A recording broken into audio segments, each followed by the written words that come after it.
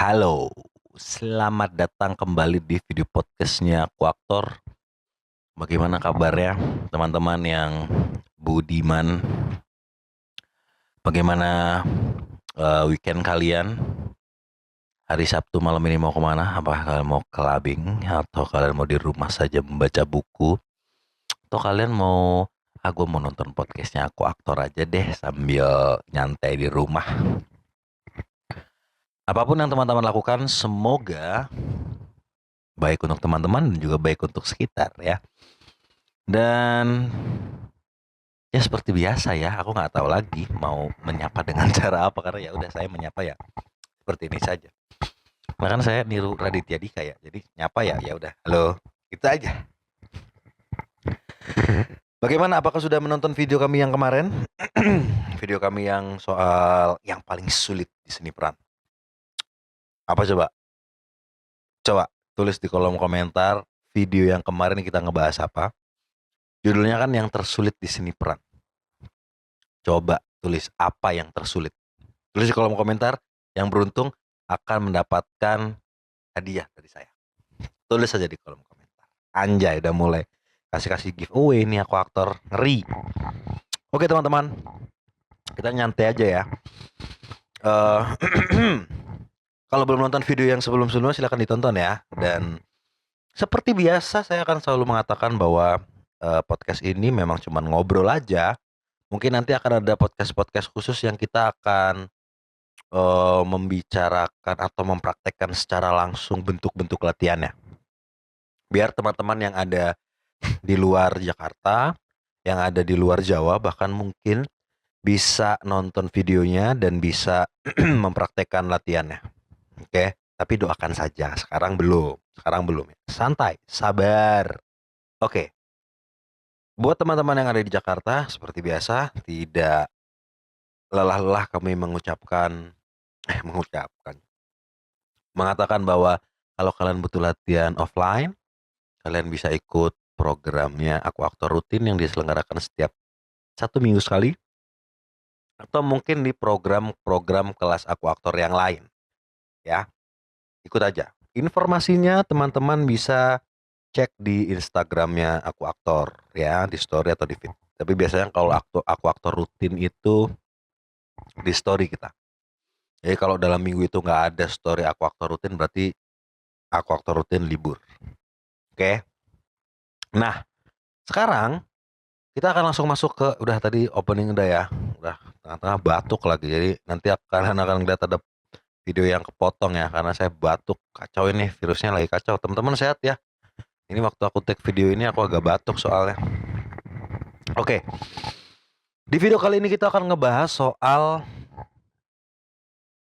yang jangan, yang tidak, yang dilarang, yang tidak boleh, yang terlarang dilakukan ketika sedang bermain peran atau ketika sedang, oke, dalam ruang ini kita akan ngomongin fokusnya ketika sedang bermain peran. Hal yang terlarang yang nggak boleh dilakukan oleh siapapun, ya, siapapun di seni peran, oke, siapapun tidak boleh melakukan ini. Mau muda, mau tua banget, mau muda, mau masih bayi dan di acting, kalau seandainya itu terjadi, tidak boleh melakukan ini. Kami secara personal, Aku Aktor akan bilang secara personal melalui saya, kami melarang hal ini dilakukan dalam proses bermain. Apa itu? Menyutradarai kawan mainmu.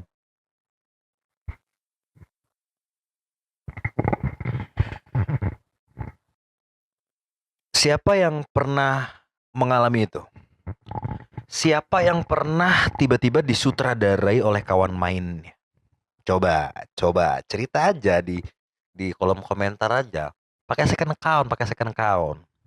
Coba, pasti ada banyak. Dan kebanyakan kasusnya itu terjadi pada aktor-aktor muda yang disutradarai permainannya sama aktor yang aktor yang lebih senior, aktor yang lebih tua. Ini sering sekali terjadi. Contoh misalnya. Ntar ketika main, misalnya nih ya, misal gue aktor tuanya nih, atau siapapun, atau yang merasa diri lebih baik daripada kawan mainnya. Ntar aku gini, ntar lu gini aja ya. Itu yang paling sering terjadi. Aku aktor, melarangnya. Kenapa? Kecuali bahwa kamu seperti bagaimana Bradley Cooper di A Star Is Born, atau Bradley Cooper di apa film dia yang terbaru, Masters I guess judulnya, yang di Netflix itu, atau kamu adalah Jesse Eisenberg di Pain kalau nggak salah judulnya, yang Kieran Culkin dapat Oscar, yang mana kamu adalah sutradara juga di film itu, jadi bukan cuma pemain. Kamu boleh untuk menyutradarai karena memang tugasmu untuk menyutradarai pemainmu. Tapi ketika kamu adalah pemain juga, jangan nyutradarain, bukan tugasmu kawan. Bukan tugasmu. Dan kalau kamu menyutradarai dan apalagi dengan cara itu ya, maka kamu sedang mengingkari satu prinsip penting dalam keaktoran. Ini gue kasih tahu. Prinsip penting dalam keaktoran adalah, di keaktoran itu karakternya yang dirancang, bukan kegiatannya mau ngapain yang direncanakan. Bukan itu. Karakternya yang dirancang. Oke lah, katakanlah kalian punya pembelaan. Kan gue mau nyelamatin kawan main gue, Ben. Ada cara lain untuk menyelamatkan kawan mainmu. Tidak dengan cara itu. Kalau kamu melakukan cara itu, di satu waktu yang bersamaan, kamu jadi predictable permainannya.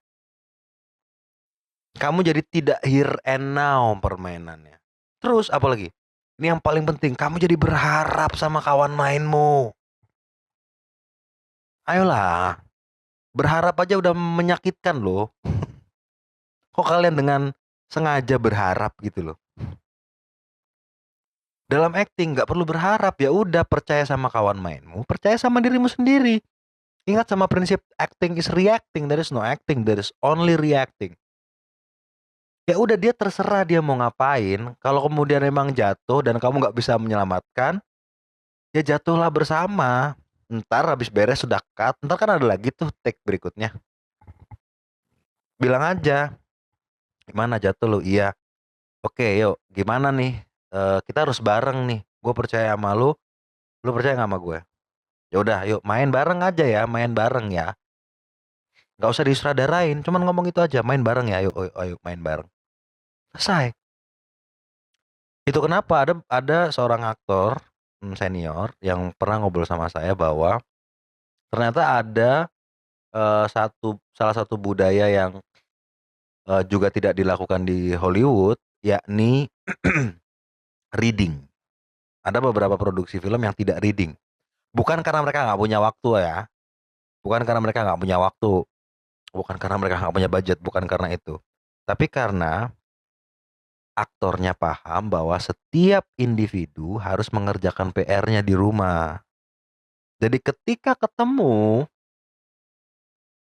udah jadi karakternya, tinggal main. Paham? Jadi tidak ada lagi kesepakatan. Dalam seni peran, jangan ada kesepakatan. Maksudnya jangan ada kesepakatan ketika kalian sedang melakukan adegan. Kalau ada kesepakatan, kalau kalian bersepakat di titik itu, kalian tidak here and now. Dan kalau kalian sudah tidak here and now, kalian sudah mengingkari kata-kata acting. Kalian sudah acted atau plan to act, sudah tidak di sini dan sekarang. Oke. Jadi itu yang terlarang di sini peran teman-teman. Terutama dalam proses bermain. Itu yang terlarang, itu yang tidak boleh dilakukan. Buat kalian yang belum melakukannya, jangan dilakuin ya. Jangan menyutradarai kawan mainmu kecuali kamu sutradara. Jangan pernah menyutradarai kawan mainmu. Jangan pernah berharap sama kawan mainmu. Jangan berharap sama kawan mainmu. Paling enak tuh udah tinggal saling percaya, terus kamu main ya.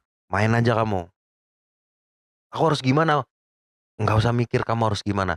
Kamu main aja, pakai perasaanmu. Yuk kita main bareng. Dan selesai. Jangan disutradarain.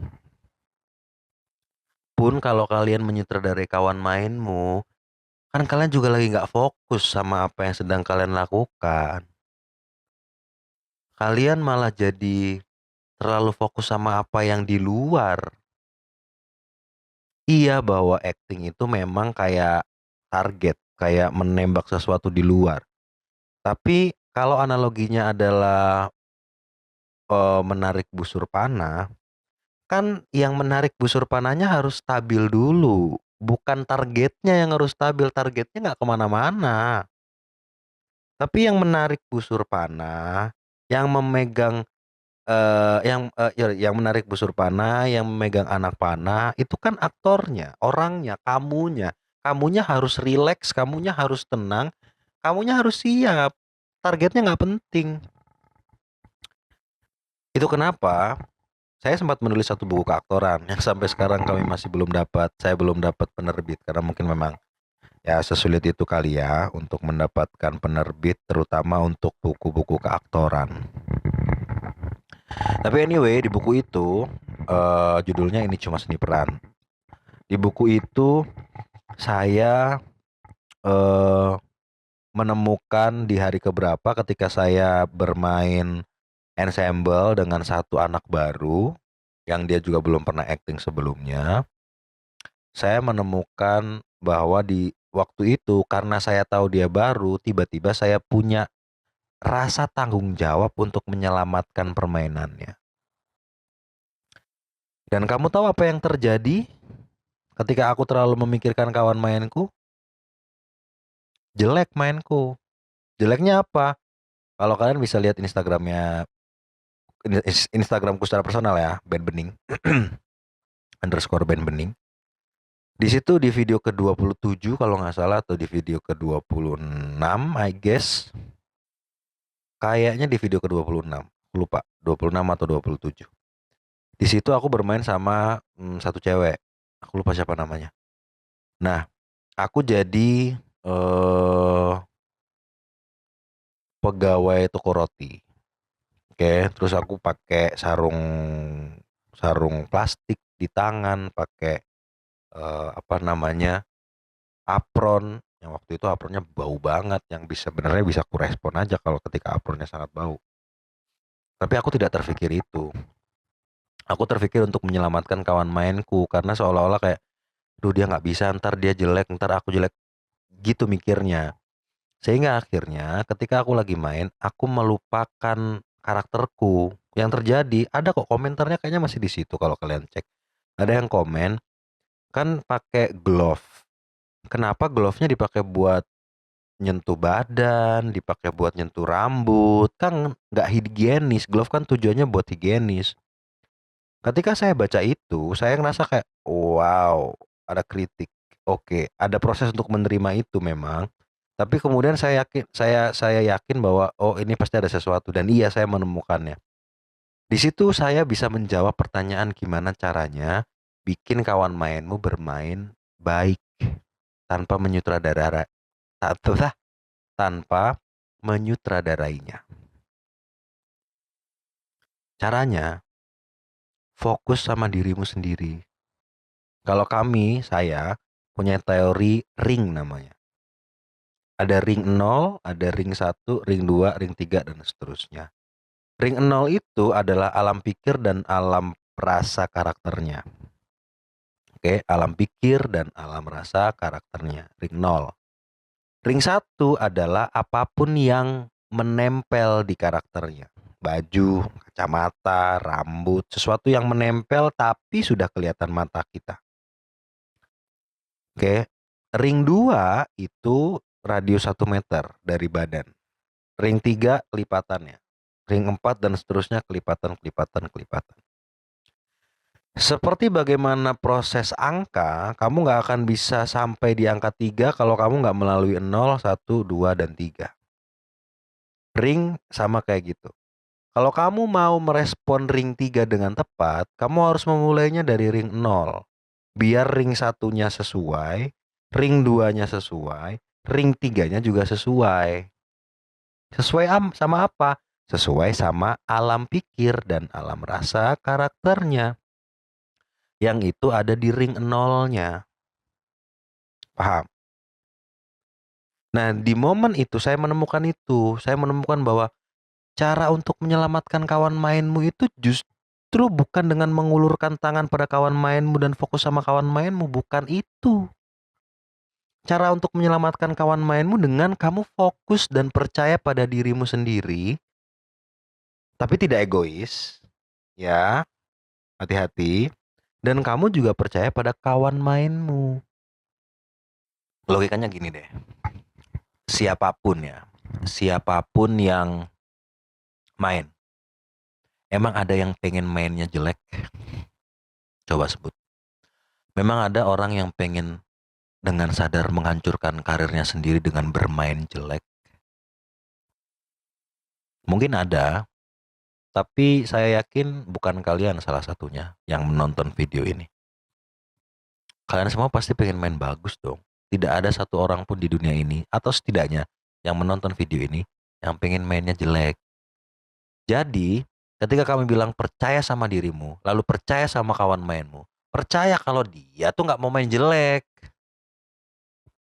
Nggak ada pemain yang mau main jelek tuh, nggak ada. Jadi nggak usah disutradarain atau berusaha untuk nyutradarain kawan mainmu. Kecuali kamu sutradara, nggak usah, udahlah. Malah jelek mainmu. Jadi mending kamu fokus sama dirimu sendiri aja, udah. Belum lagi kalau kamu harus menghadapi kawan main yang ternyata udahlah disutradarai, dia ngeyel. Kayak apa sih lu? Ngerti apa sih lu? Enggak ah, gue nggak mau ngelakuin itu. Gimana? Abis dong stamina lu buat eh, bermain. Karena kamu fokus pada bagaimana mengontrol emosimu karena respon dari kawan mainmu. Rugi dong. Oke? Oke. Anjing, nggak jelas nih. Gitu ya. Jadi, jangan menyutradarai kawan mainmu. Ya. Jangan nyuruh kawan mainmu kecuali kamu adalah sutradara. Percaya saja sama dirimu sendiri, percaya sama kawan mainmu. Percaya sama dirimu sendiri bahwa dirimu bisa merespon apapun yang terjadi. Dan percaya juga bahwa kawan mainmu berusaha merespon apapun yang terjadi sebaik yang mereka bisa. Dan jangan khawatir misalnya kemudian kamu berpikir bahwa gimana kalau dia berniat untuk membunuhku, Ben? Gimana kalau dia berniat untuk mematikan permainanku atau membuatku jelek? Itu kenapa sampai kapanpun ya, siapapun yang mendatangi kami untuk berdebat soal ini, kami akan tetap selalu bilang bahwa kami akan selalu menyebutnya kawan main, bukan lawan main. Ya, kami sempat ngobrol sama salah satu senior di daerah saya dan dia nggak setuju dengan ya harusnya tetap lawan main lah Ben gitu. So, enggak, aku nggak setuju. Aku maunya kawan main. Kenapa? Lawan main itu sifat katanya secara neurolinguistic programming itu kayak ada seseorang atau ada pihak lain yang harus dikalahkan. Sense-nya tuh pertarungan ketika lawan main. Tapi ketika kawan main, partner main, tidak ada sense mengalahkan orang kawanmu kok. Masa kamu mau ngebunuh kawanmu sendiri? Ya dong, gitu. Dan ya itu yang harus disadari ketika kamu merasa bahwa gimana kalau ntar justru permainanku yang dibunuh sama dia, Ben. Satu, ini bukan pertempuran. Ini kerja sama tim. Yang kedua, kalau dia ngebunuh kamu, ya, dia mematikan permainanmu di satu waktu yang bersamaan, dia juga sedang mematikan permainannya sendiri. Kenapa? Because acting is reacting. Got it? Paham? Itu dia. Oke? Jadi ya, itu yang harus teman-teman ingat. Hal yang terlarang dalam permainan seni peran. Jangan sampai kalian melakukan itu. Oke? Terima kasih. Seperti biasa, saya Ben Bening, Jeremy Allen White, Cillian Murphy, Joaquin Phoenix, the one and only Daniel Day-Lewis menunggu kalian di Oscar. Sampai ketemu di video berikutnya. Viva Actor.